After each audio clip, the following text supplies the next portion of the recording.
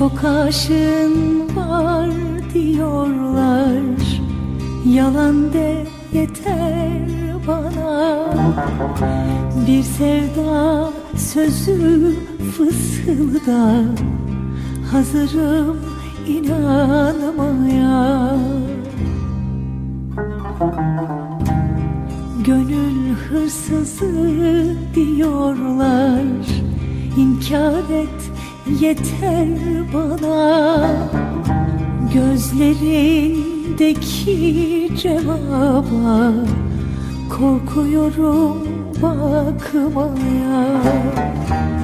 Geceler uzun ve yalnız, yoksun sabaha kadar. Düşümde bile günahkarsın, bunu kim hayra yorar? Ardımdan deli diyorlar, belki de yalan değil. Yanımda bile uzaksın, nasıl dayansın gönül?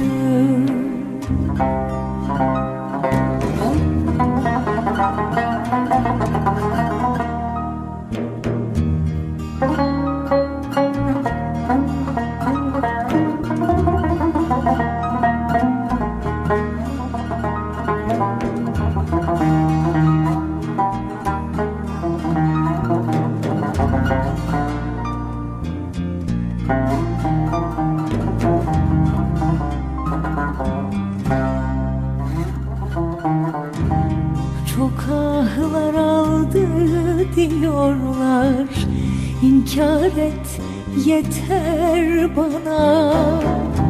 Gözlerindeki cevaba korkuyorum bakmaya.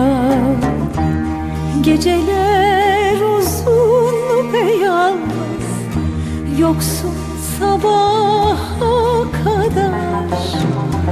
Düşümde bile günahkarsın, bunu kim hayra yorar? Ardımdan deli diyorlar, belki de yalan değil. Yanımda bile uzaksın, nasıl dayansın gönül? Yanımda bile uzaksın, nasıl dayansın gönül?